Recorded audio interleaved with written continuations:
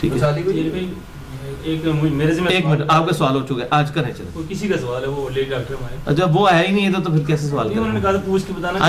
عمرہ کرتے ہیں نا ایک بندہ جمع پونجی کو تھوڑا عمرہ کر لیتا ہے تو عمرہ کرنے کے بعد کیا اسے بالکل ہی حج اس پہ فرض ہو چکا ہے؟ یہ میں نے حج کے اوپر بھائی جی 4 لیکچر دے دیے ہیں، مسئلہ 54A B C اور D.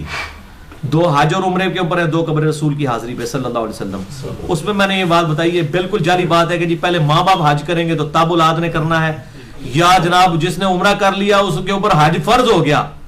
تو ایسا بالکل کوئی معاملہ نہیں ہے. جن بھائیوں نے جانا ہے ان کو عام اجازت ہے. یہ ہمارا سوال جو آپ تو چلیں گے، اور یہ کہوا وغیرہ جو ہم نے اہتمام کیا ہوتا ہے اس کو آپ پی کے جائیں. جو نئے بھائی ہیں وہ پمفلٹ بھی لے کے جائیں، باقی جس نے بیٹھنا شوق سے بیٹھے. میں نے تو بیٹھنا ہے، تو آپس میں گفتگو کوئی نہیں کریں گے. اچھا، تو وہ جو اس طریقے سے معاملات ہوتے ہیں حج کے بارے میں مشہور ہے کہ جی پہلے ماں باپ کو کروائیں، یا آپ ماں باپ نے نہیں کیا تو آپ کر ہی نہیں سکتے، یا اسی طریقے سے جو ہے وہ اگر کسی نے عمرہ کر لیا اس کے اوپر حج فرض ہو جائے گا. یہ بالکل جھوٹ ہے، ایسا کوئی معاملہ نہیں. حج کا حج اسی وقت فرض ہوگا جب حج اتنے پیسے ہیں. آج کل عمرہ 1 لاکھ روپے میں ہوتا ہے اور حج جو ہے 3.5 پونے 4 لاکھ روپے میں ہوتا ہے. جس بیچارے نے لاکھ روپے مشکل سے جوڑا ہے اس کو آپ 3 لاکھ روپے کہاں سے جڑوائیں گے؟ جب ہوگا اسی وقت ہی اس پہ فرض ہوگا. ہاں جی عبداللہ بھائی. علی کو شیعوں کی جو اذان میں جو دوسرا لفظ ہے، ایک تو علی ولی ہونا نا، ایک دوسرا لفظ ہے جو حی علی الفلاح کے بعد بولتے ہیں، حی علی خیر العمل. یہ اہل سنت کے ہاں بھی کتابوں میں نے تو پڑھا ہے ویسے کہ ملتا ہے، پر اس کی اب مجھے سند نہیں پتا. بہرحال یہ ہے کہ اس طرح کے جو الفاظ تھوڑے بہت جو ایڈ کیے ہوئے ہیں ان کے اوپر کوئی کفر کا فتویٰ تو نہیں آئے گا. زیادہ سے زیادہ آپ یہ کہیں گے کہ الفاظ بدعت ہیں. جو سنت جو ہے نا وہ وہی الفاظ ہوں گے جو تواتر کے ساتھ امت کے نقل ہوئے ہیں، وہ وہی ہیں. انہوں نے اس میں بولا کہ حضرت عمر بن خطاب جو تھے وہ یہ لفظ نہیں، روایتیں تو اس طریقے کی موجود ہیں. حضرت عمر نے، اچھا یہ بھی مشہور ہے کہ حضرت عمر نے صلاۃ خیر من النوم داخل کیا اذان کے اندر. بالکل جعلی بات ہے. سنن ابی داؤد میں حدیث موجود ہے، نبی صلی اللہ علیہ وسلم نے سنن نسائی میں بھی موجود ہے، خود الصلاۃ خیر من النوم کے الفاظ تعلیم فرمایا. سیدنا عمر یہ کیسے کر سکتے تھے کہ خود سے دین میں کوئی چیز داخل کر دیتے؟ یہ بالکل جھوٹ ہے. اور اس میں ایک جعلی روایت مسند شافعی سے پیش کی جاتی ہے، وہ جعلی روایت ہے، وہ روایت صحیح نہیں ہے اصول محدثین پر. جب ابو داؤد میں حدیث موجود ہے کہ آپ صلی اللہ علیہ وسلم نے خود سکھائے ہیں، تو ظاہر ہے آپ نہیں سکھائے ہوئے ہیں، تو دین تو آپ نہیں سکھانا ہے نا. سیدنا عمر کیسے اس طرح کی چیزیں دین کے اندر داخل کر سکتے تھے؟ تو یہ ساری باتیں جھوٹی مشہور ہو جاتی ہیں، اور اس سے پھر وہ اپنے بزرگوں کی جو بدعتیں جاری کی ہوئی ہیں نا ان کو جسٹیفائی کر رہے ہوتے ہیں کہ جی چونکہ حضرت عمر نے کیا تھا اور ساڑھے بزرگوں نے اجازت دو. اور پھر تراوی کی مثال بھی بالکل غلط دیتے ہیں. تراوی تو آپ صلی اللہ علیہ وسلم سے اصلاً تو ثابت ہے جماعت کے ساتھ، 3 دن تک تو ثابت ہے نا. جو ایک بار بھی آپ عمل کر لیں وہ آپ صلی اللہ علیہ وسلم کی اس سنت عمل کو بعد میں ہمیشہ بھی کرتا رہے، اس کے اندر کوئی حرج نہیں ہے، وہ سنت کے اندر داخل سمجھا جائے گا. اور میں نے اس لیے پورا بدعت کے اوپر 5 گھنٹے کا لیکچر دیا، مسئلہ 75A اور 75B. جی تو آڑا کے سوال سے ہو گیا جی. حضرت عمر رضی اللہ تعالیٰ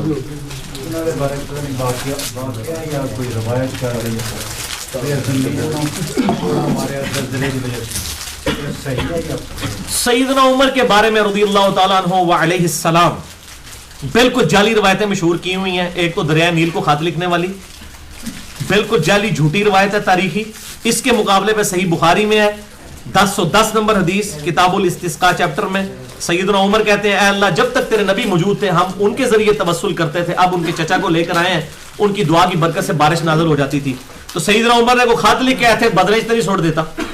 جعلی روایتیں بنی ہوئی ہیں. دعا کریں گے، دعا جو ہے وہ الحمدللہ دعا تو کرامت ہے، اس میں تو کرامت اصل میں ہے ہی ہے، دعا کریں اور اللہ تعالیٰ قبول فرمائے. تو یہ بالکل جعلی روایت ہے. یہ دریائے نیل کو خط لکھنے والی بھی یا ساریت الجبل والی روایت بھی میں نے سیدنا عمر علیہ السلام کے اوپر پورا لیکچر دیا ہے، مسئلہ نمبر 65 سیدنا عمر کے فضائل قرآن و سنت کی روشنی کے اندر. اس میں نے 17 صحیح الاسناد احادیث بخاری اور مسلم سے بتائی ہیں. اس میں نے جو ضعیف روایتیں ہیں وہ بھی بتائی ہیں، صحیح روایتیں بھی بتائی ہیں.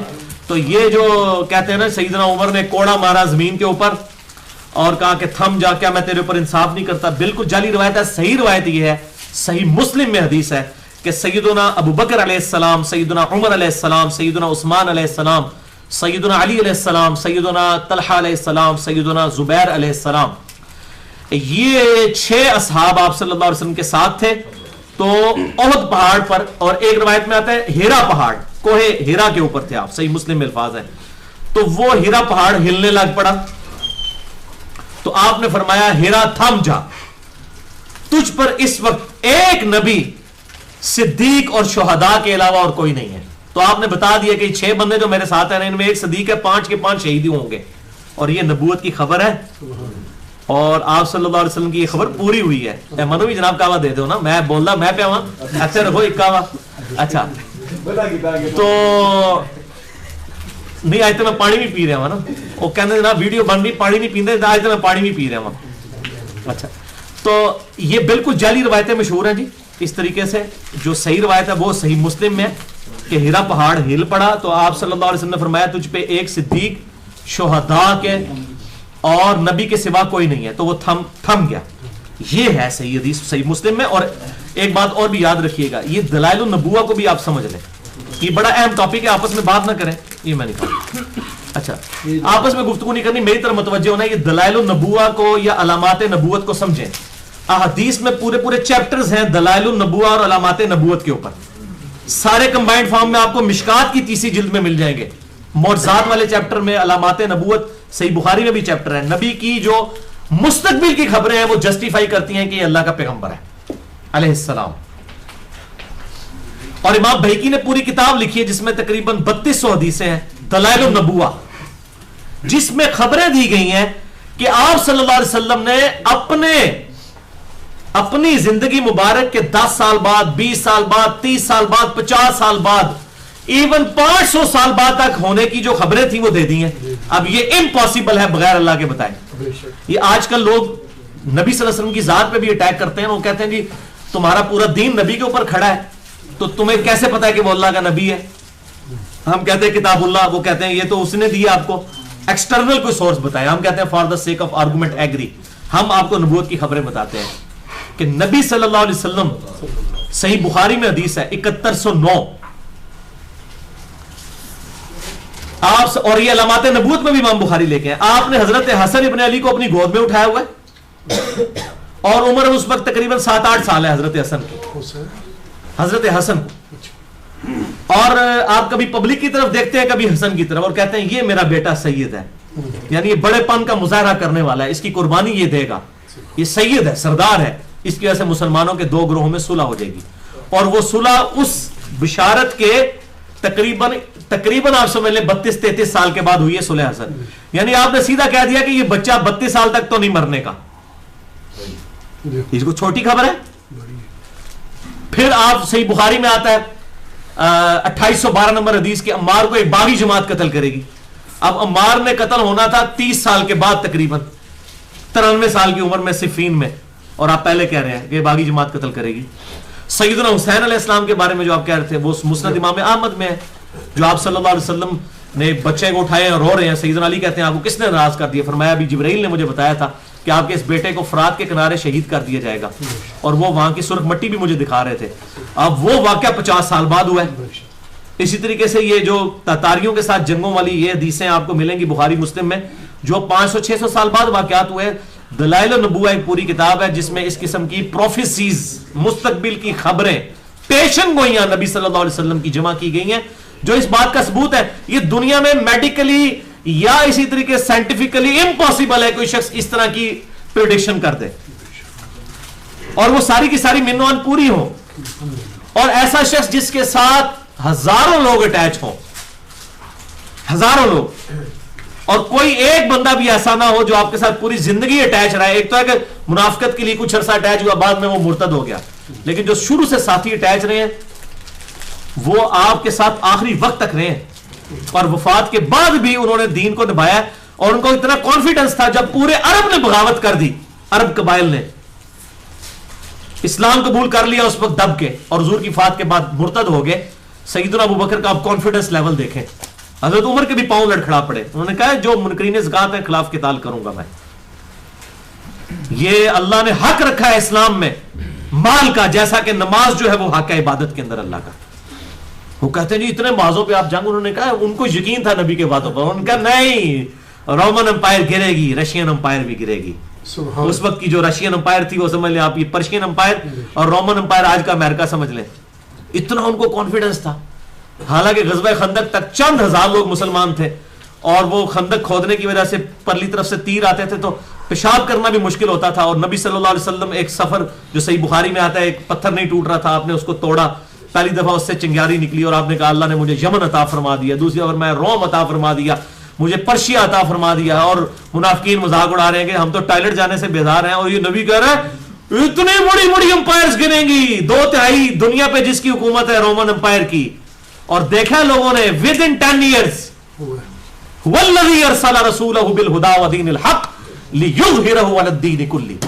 یہ ہے معجزہ کہ نبی صلی اللہ علیہ وسلم کی مبارک زندگی اتنی غیر معمولی معجزات پر مبنی ہے کہ انسانیت یہ ڈینائی کر ہی نہیں سکتی کہ یہ اللہ کی مدد کے بغیر یہ امپاسبل ہے. یہ چیز یہ آپ کے ساتھ مدد تھی اللہ تعالیٰ کی, اور یہ ہے نبوت کی خبریں مستقبل میں یہ ہونا, جو چیز نبی کی نبوت کو الحمدللہ جو ہے وہ جسٹیفائی کرتی ہے, اور وہ ساری خبریں اس طرح منو ان پوری ہوئی ہیں الحمدللہ. آئے تو ہم ماضی میں آپ جناب سلام کریں ابو بکر علیہ السلام, عمر علیہ السلام, عثمان علیہ السلام اور علی علیہ السلام کو, جنہوں نے بغیر دیکھے حضور کی بات کو مان لیا تھا کہ یہ ہو جائے گا. اور یار جس بندے کے ساتھ ابھی بندے ہی 100-150 کے قریب بندہ ہے, اور وہ آپ کو کہہ رہا ہے انشاءاللہ تعالیٰ رومن امپائر ہمارے پاس آئے گی. یہ اسی طریقے سے ہے کہ میں یہاں پہ 50-60 بندوں میں بیٹھ کے کہوں کہ انشاءاللہ تعالیٰ 1 سال کے اندر سارے بریلوی دیوبندی اہل حدیث جو ہیں فرقہ واریت کو چھوڑ کے جو عام مسلمان بن جائیں گے, تو تجھے کوئی اپنے عقل کا علاج کراؤ, اور ہو بھی جائے ویسا. یہ امپاسبل ہے. اور اتنی بڑی بات, چلو رومن امپائر کہہ دے رہا ہے جس کے بعد 2/3 ورلڈ ہے کہ جی اگلے 10 سال کے اندر میں باقی دنیا پہ, پھر تو بات سمجھ آتی ہے. اور جو پاؤں میں جوتیاں نہیں, جن لوگوں کے کپڑے پورے نہیں ہیں, اور ان کا نبی ان کو بشارت دے رہا ہے کہ یہ کیسر و کسرا کے خزانے آئیں گے تمہارے پاس. اور صحیح بخاری میں نہیں ہے سراقہ ابن جوشم جو حضور کے پیچھے آ رہا تھا, اس کی بھی سواری 10 پڑی, اور آپ صلی اللہ علیہ وسلم اس وقت خود آپ سمجھے رات کی تاریکی میں ابو بکر کو لے کر ہجرت کے لیے نکلے ہیں, اور آپ ہمارے سراقہ تیرے ہاتھ میں تو میں کسرا کے کنگن دیکھ رہا ہوں. اس نے سراقہ نے بھی سوچا ہوگا کہ اپنی حالت تو یہ ہے کہ بڑی مشکل سے جان بچا کے رات کے اندھیرے میں جا رہے ہیں, اور مجھے کہہ رہے ہیں کسرا دنیا کی اتنی بڑی سپر پاور. اور وہ گری پھر حضرت عمر کے دور میں, حضرت عمر نے بلایا سراقہ کی طرح ہے, سراقہ کو پھر وہ پورا لباس کسرا کا پہنایا, اور پھر تھوڑی دیر بعد کہا اڑا دے. انہوں نے کہا میرا ہونا تیرا نہیں, یہ مسلمانوں کا مال ہے. صرف حضور کی بشارت دی تھی کہ تجھے دیکھ رہا ہوں, بس اتنا میں نے پورا کر دیا, یہ مال مال غنیمت میں جمع ہوگا. اسی لیے حضرت ابو بکر نے کہا تھا کہ میں اپنے بعد, چونکہ حضرت ابو بکر کے دور میں جو ہے وہ پرشین امپائر ٹوٹنا شروع ہو گئی تھی, عراق فتح ہو گیا تھا. حضرت ابو بکر کو نظر آ رہا تھا کہ یہ اگلا جو مجھ سے خلیفہ بنے گا نا, اس دور میں یہ معاملہ سارا ہو جائے گا رومن امپائر والا. تو انہوں نے کہا پھر میں ایسے شخص کو تمہارے اوپر لگا کے جا رہا ہوں جس نے دنیا کو 3 طلاقیں دے دی ہیں, زہد کا امام ہے وہ سیدنا عمر علیہ السلام, ٹھیک ہے, اور وہ تمہیں بالکل سیدھی طرح چڑھائے گا. اور پھر چلایا انہوں نے صحیح طریقے سے, کوئی چسک نہیں سکتا تھا. 4 سال زیادہ کسی کو گورنر نہیں رہنے دیتے تھے. سعد ابن ابی وقاص پرشین امپائر گرانے والے جنگ قادسیہ میں 8,500 مسلمانوں کی قربانی کے بعد آپ دیکھیں, اور وہاں پر جس نے گرائی ہے پرشین امپائر 4 سال اس کے پورے ہیں, اس کو بھی واپس بلا لیا سعد کو, اور کہنا ہے بھائی 4 سال سے زیادہ نہیں,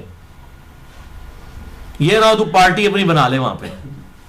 4 سال بعد وہ ایک گورنر کو ہٹا کے دوسرے کو لگا دیتے تھے تاکہ کوئی بندہ اس کو آن نہ کرے. خالد ابن ولید اپنی عروج پہ تھے, اور بالکل جنگ یرموک قریب آ گئی ہے, اور اینڈ ٹائم پہ سیدنا عمر کا یہ ڈیسیژن آ گیا بھی خالد کو ہٹاؤ, ابو عبیدہ کو لگایا جائے گا. لوگ کہہ رہے تھے جناب کیا ہوگا, فتح ہوئی. پھر حضرت عمر نے کہا یہ اپنی بت پرستی ختم کرو کہ خالد کی وجہ سے فتوحات ہو رہی ہیں, اللہ کی وجہ سے ہو رہی ہیں, یہ اللہ کروا رہا ہے. وہاں بھی اللہ نے کروایا, یہ بھی اللہ ہی کروا رہا ہے. پھر لوگوں نے دیکھا, لوگوں نے کہا واقعی جی صحیح ڈیسیژن تھا. حضرت خالد بھی اس وقت تو ناراض ہوئے, لیکن بعد میں کہتے تھے عمر کا ڈیسیژن صحیح ہے, کیونکہ میں نے دیکھا عمر نے تو اپنے بڑے قریبی رشتہ داروں کو بھی 4 سال تک عہدوں پہ نہیں رہنے دیا, اس کے بعد ہٹا دیا. تو اگر میرے لیے ڈیسیژن ہو گیا تو کوئی غلط ڈیسیژن نہیں, انصاف تھا ان کا, یہی چیز تھی. اور آپ دیکھیں کہ کس طریقے سے وہ ڈیسیژن فرمایا کرتے تھے. وہاں پر آپ دیکھ لیں ابو عبیدہ ابن جرح جو ہیں وہ ان کو ٹاؤن کا مرض ہو گیا, اسی میں وہ شہید ہو گئے. مرتے مرتے انہوں نے معاذ ابن جبل کو اپنی جگہ لگایا, وہ بھی ٹاؤن کے مرض میں شہید ہو گئے. اور انہوں نے بھی شہید ہوتے ہوتے اپنی جگہ یزید بن ابی سفیان, حضرت امیر معاویہ رضی اللہ عنہ کے بڑے بھائی یزید بن ابی سفیان, بڑے کمانڈروں میں سے تھے حضرت عمر کے, ان کو لگایا اور کہا کہ یہ اب میرے بعد یہاں پر گورنر ہوگا. اب اللہ کرنا ہوا کہ وہ بھی شہید ہو گئے, ان پہ بھی موت آ گئی. ان کی وجہ سے حضرت معاویہ جو کہ ان کے چھوٹے بھائی تھے, پھر لوگوں نے مشورہ کیا کہ حضرت معاویہ کو لگا دیتے ہیں. حضرت عمر کو خط لکھ دیا, حضرت عمر نے بھی اس کو ایکسیپٹ کر لیا. اس طرح حضرت معاویہ جو ہے وہ گورنر بنے ہیں, اور شام کے ایک چھوٹے سے حصے کے. اور پھر ان کی قسمت تھی کہ حضرت عمر فوت ہو گئے, ورنہ 4 سال بعد وہ وہاں رہتے نا. حضرت عمر کی زندگی میں اگر 4 سال پورے ہو جاتے نا تو وہاں نہ ہوتے, وہ پھر کسی اور جگہ پہ ان کو لگایا جاتا. بس وہ پھر حضرت عمر شہید ہو گئے, اور پھر حضرت عثمان نے بجائے وہ گورنر کو چینج کرنے کے, انہوں نے اور بڑا علاقہ ان کو دے دیا, اور پھر وہ 11 سال مزید وہاں پر رہے. پھر 15 سال جب ایک بندہ رہے گا تو پھر جب اسے خلیفہ راشد استعفیٰ مانگے گا, یہاں آپ استعفیٰ مانگ کے دیکھیں تو کتنے لوگ دیتے ہیں, تو پھر معاملات وہ بگڑ گئے اس معاملے میں. اس طریقے سے پھر آگے وہی میں نے اس لیے بتایا کہ یہ مجھ پہ ادھار تھا کہ میں معاملہ بتا دوں کہ سیدنا عمر بڑے سمجھدار آدمی تھے. وہ کسی کو بھی 4 سال سے زیادہ گورنر کے عہدے پر نہیں رہنے دیتے تھے, تاکہ وہ اپنا جتھا اور پارٹی نہ بنا دے, وہاں پر پارٹی ودن پارٹی نہ بن جائے. اور یہ ان کے, اس لیے آپ دیکھیں نا بخاری اور مسلم میں حدیث ہے, میری امت اور فتنوں کے درمیان دروازہ عمر ہے. عمر کو جب توڑ دیا جائے گا نا پھر فتنے شروع ہو جائیں گے. حضرت عمر کی جو مینجمنٹ تھی وہ بڑی سٹرانگ تھی. اس میں نے ڈیٹیل سے مسئلہ نمبر 116A اور 116B ریکارڈ کروا دیا اس حوالے سے, تو کہ حقائق کیا